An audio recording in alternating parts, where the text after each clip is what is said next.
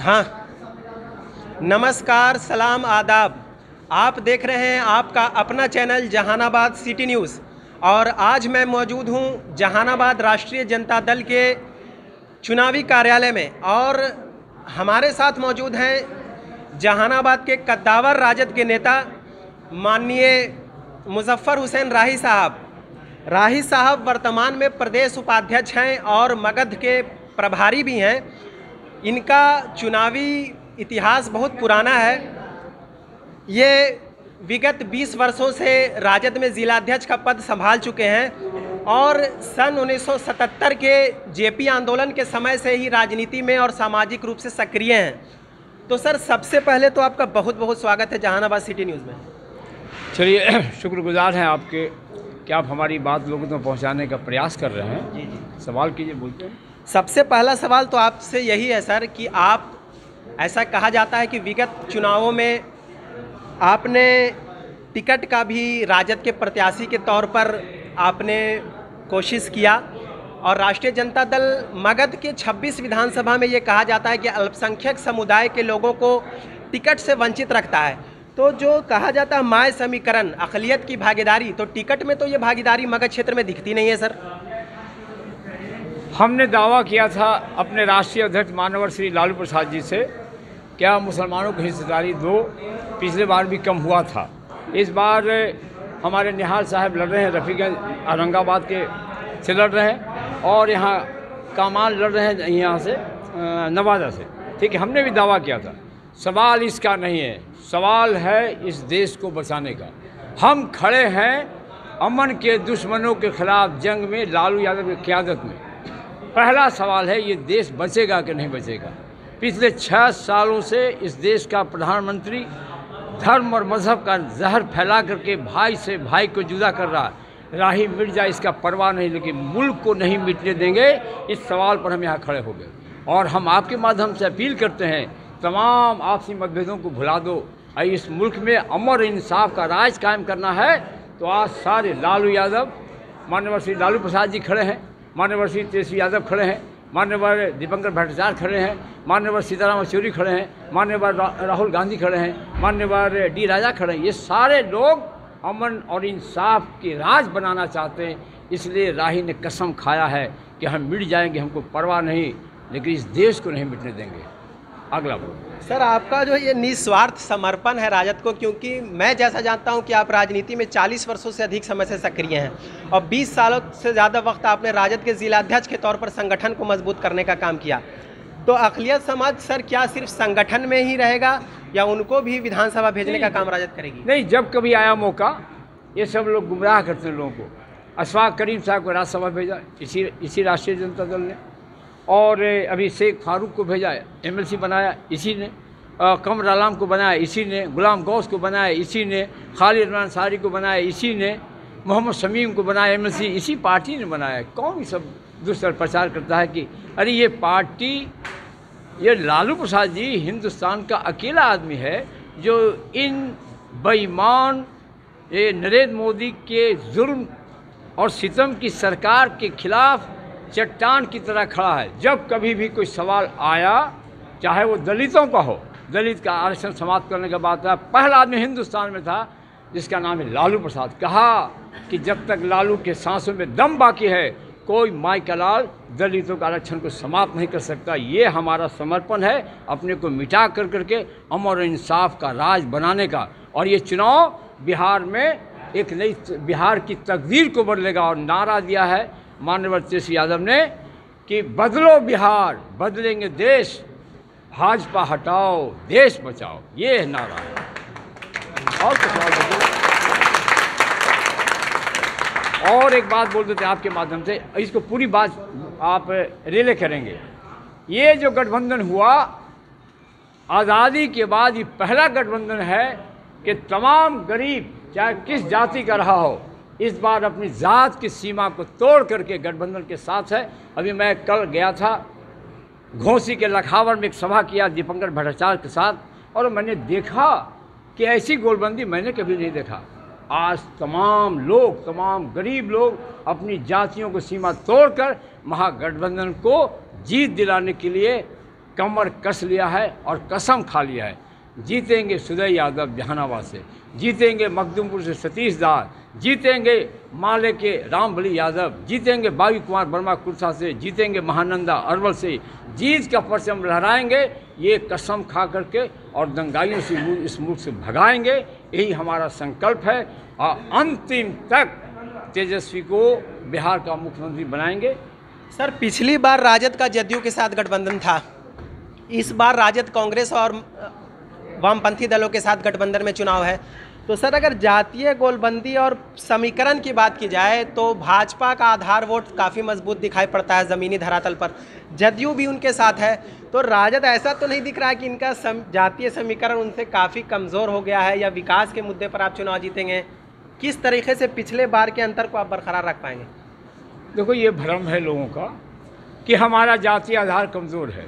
अगर जातीय आधार हमारा कमज़ोर होता तो मेरे बाएं में उदय पासवान जी खड़े हैं, हमारी बिरादरी करिए, मैं तो मुसलमान हूँ। ये देखो, कुर्मी जाति का कृष्णा प्रसाद है, ये सारा समाज इकट्ठा है। किसने कहा कि हमारा जातीय आधार कमज़ोर है?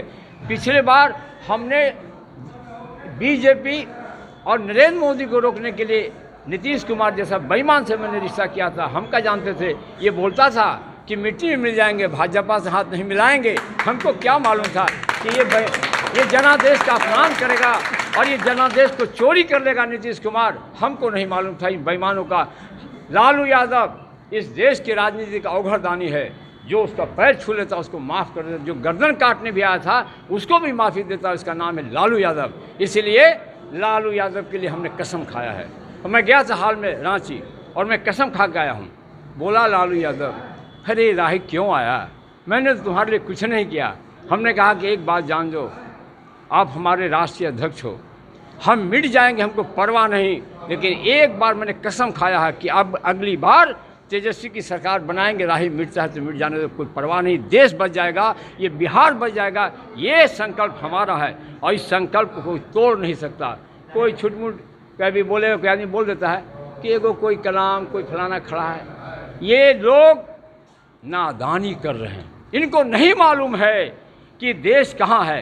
अरे जब नरेंद्र मोदी और अमित शाह बोलता कि मदरसों में आतंकवादी लोगों की पनाह है, अब बोलो कल बच्चों को कहाँ पढ़ाओगे? सवाल यहाँ है, कल हम मस्जिदों में जाएंगे कि नहीं जाएंगे, सवाल यहाँ खड़ा है। इसलिए हर हाल में वोट लालटेन को।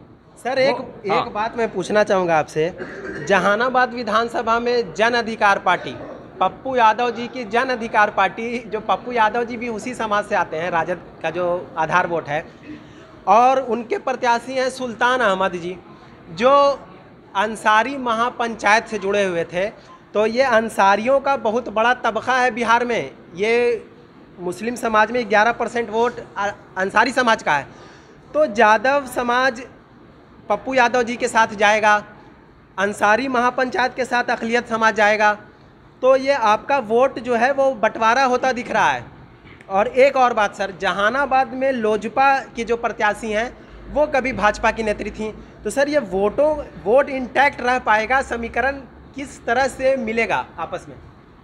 आप प्रेस वाले हो, मीडिया के लोग हो, आपने सुल्तान अहमद का नाम ले लिया। ये अंसारी महापंचायत, हाँ पप्पू यादव की पार्टी से खड़े हैं, सुल्तान अहमद नाम का आदमी। ये पिछले 3 चुनाव से लड़ रहा है, समाज से इनका कोई लेना देना नहीं। पिछली बार भी चुनाव लड़े थे और 1200 वोट लाए थे और 24 घंटा पहले एक आरएसएस के उम्मीदवार को समर्थन दे दिया। ये है, आप चले जाओ सोहरैया में सारा वोट लालटेन को, आप चले जाओ केंदुई में सारा वोट मुसलमान को, लालटेन को, आप चले जाओ मोहनपुर में सारा वोट लालटेन को। कौन सी बात है? ये बकवास है। ये मुल्क बचाने का सवाल अंसारी पंचायत का नहीं है। हम भी तो अंसारी हैं भाई मेरा। हमने तो कसम खा लिया है कि जब तक नरेंद्र मोदी और नीतीश कुमार को गद्दी से नहीं उतारेंगे तब तक गरीबों का राज नहीं बनाएंगे। हम मिट जाएँ तो मिट जाए, हमको परवाह नहीं है। यही कसम है, यही संकल्प है और यही आज़्म लेकर हम यहाँ पर चल पड़े हैं, कहीं कोई नहीं। और एक बात आपके माध्यम से बोलते हैं, ये पप्पू यादव, इनको भ्रम है, बोलते हैं हमको दे दो। अरे भाई 2-4-5 सीट भी जीत नहीं पाओगे। अरे भाई मुख्यमंत्री तो वही ना बनेगा जो 122 सीटें जीत पाएगा, अब तो 22 भी नहीं जीत पाएंगे। क्या ये सब भ्रम फैलाते हैं? अब समाज इतना मूर्ख नहीं रहेगा, समाज जानता है इन चीज़ों को है कि कहाँ वोट देना है। सारा समाज इकट्ठा है, सभी जातीय धर्म के लोग अपनी जात की सीमाओं से अलग होकर के महागठबंधन के साथ हैं और परचम लहराएगा लालू यादव का और तेजस्वी यादव का। सर, आपने माननीय लालू प्रसाद यादव जी के साथ भी राजनीति की। अभी उनके बेटे माननीय तेजस्वी यादव जी को मुख्यमंत्री उम्मीदवार के रूप में सारे गठबंधन के दलों ने प्रस्तुत कर दिया है। सर, तेजस्वी यादव जी और लालू यादव जी में आप क्या अंतर देखते हैं और दोनों को राजनीतिक रूप से उनमें क्या समानताएं देखते हैं, उनकी विचारधारा में क्या इख्तलाफ देखते हैं? विचारधारा एक, जो लालू प्रसाद जी का उन्हीं का विरासत है तेजस्वी। आपने कहा मुख्यमंत्री आप चले जाओ गांव में, ये आपके पास है, मशीन है, मीडिया के लोग चले जाओ गांव में, पूछो नीतीश कुमार या तेजस्वी, हर गरीब बोलेगा तेजस्वी। ये है लहर, ऐसी लहर बड़ी दिनों के बाद आया, इसलिए कहीं कुछ नहीं है। तेजस्वी मुख्यमंत्री बनेंगे और लालू यादव की जो विचारधारा है वही राष्ट्रीय जनता दल है, वही तेजस्वी वहीं खड़े हैं। तेजस्वी कोई अलग नहीं है। तेजस्वी ने तमाम बिहार के लाखों करोड़ नौजवानों को इकट्ठा कर लिया। आज सारा बिहार का नौजवान जो बेरोजगारी की दस्त झेल रहा है, जो आया था दिल्ली हरियाणा पंजाब से अपनी जान गंवा करके, उसके मन में पीड़ा है। वो चाहता है कि एक ऐसा बिहार का मुख्यमंत्री बने जो गरीबों की पीड़ा से अपने को जोड़ ले। और तेजस्वी हर बार बोल रहे हैं हम दिन रात गरीबों के दुख दर्द के साथ जुड़े रहेंगे, ये हमारा कसम है। कहाँ से? सर, एक सवाल आपसे यही कि पिछली बार भी पप्पू यादव जी ने चुनाव लड़ा लेकिन उनको यादव समाज का कोई वोट मिला, तो यादव समाज सर लालू प्रसाद यादव जी के साथ ही क्यों खड़ा रहता है? इसकी आप क्या वजह समझते हैं? लालू प्रसाद किसी जात का नतनिया बांध रहे हैं जादुओं में। आप चले जाओ गरीब की झोपड़ी में और ये मशीन लेकर करके उससे पूछोगे, वो बोलेगा लालू यादव। क्यों? इसलिए कि जब लालू प्रसाद जी ने 1990 में बिहार की गद्दी संभाला तो मैं 100 जगह गया था उनके साथ, क्योंकि मैं दिन रात उनके साथ रहने वाला आदमी हूँ। 100 झोपड़ी में गया, टूटी ही चरपाई पर लालू प्रसाद जी बैठते हैं। इसी नदौल में बैठते हैं, टूटी चरपाई पर मांझी का गांव है, बैठ गए लालू प्रसाद जी और कलेक्टर भी खड़ा है। सैकड़ों लोग इकट्ठा हो गए कि लालू प्रसाद जी आए हैं। कहते हैं लालू प्रसाद जी, अरे बुढ़िया बोल, क्या दिक्कत है तुमको? वो बुढ़िया बोलती है, मालिक आज़ादी के इतना साल बीत गए, हम लोग के बच्चन के पढ़े कि स्कूल नहीं। लालू यादव बोलते कलेक्टर खड़े हो जाओ, आज़ादी के बाद आज तक मांझी टोले में विद्यालय क्यों नहीं बना? इसके वोट से हम बिहार के राजा हैं। कलेक्टर बोलता कल से काम लगेगा, ये लालू यादव है। इसलिए आज झोपड़ी में गांव गंवई में रहने वाला आदमी लालू प्रसाद जी को अपना मसीहा मानता है। इससे पहले चले जाओ ब्लॉक में, अनुमंडल में, डीएम ऑफिस में, थाने में चले जाओ, कोई गरीब की बात नहीं सुनता था। जब लालू प्रसाद जी आते हैं सत्ता में और गरीबों को आवाज़ देते हैं, तब ब्लॉक में एक मांझी का आदमी जाता है, एक मोची जाता है, कुर्सी बैठता है, वीडियो के सामने बोलता है हम लालू यादव के कार्यकर्ता हैं, हमारा दुख दर्द सुनो, नहीं तो तुम्हारी शिकायत करेंगे लालू यादव, कल तुम यहाँ नहीं रहोगे। इसलिए इसका सब लोग का भरोसा लालू प्रसाद जी के साथ है। कहीं जहानाबाद में स्थानीय स्तर पर आपका प्रतिद्वंदी कौन है सर? लोजपा है या जदयू है? आपके मुकाबला किससे है जहानाबाद में? सच तो ये है बाबू, हमारा मुकाबला कोई नहीं, पता नहीं ये लोग आपस में लड़ रहे हैं कि हम 2 नंबर में, ये लोजपा है या नीतीश कुमार की पार्टी का किशन वर्मा जी हमारे मित्र हैं और हमारे साथ 28 साल मेरे नीचे में काम किए हैं। जब मैं अध्यक्ष हुआ करता था तो किशन वर्मा पार्टी के उपाध्यक्ष मैंने अपनी कलम से बनाया था, ठीक है, आज वो उम्मीदवार बने। ये लोग आपस में लड़ रहे हैं कि 2 नंबर हमारा होगा कि हिंदू कैसब को होगा। हमारी तो लड़ाई है नहीं, हमारा तो परचम लहरा चुका है और सुदय यादव बहुत अंतर वोटों से जीतेंगे और लालटेन का परचम जहानाबाद जिले में लहराएगा। इस कसम के साथ, इस संकल्प के साथ हम आपसे अलविदा। बहुत बहुत धन्यवाद सर जहानाबाद। बहुत बहुत शुक्रिया।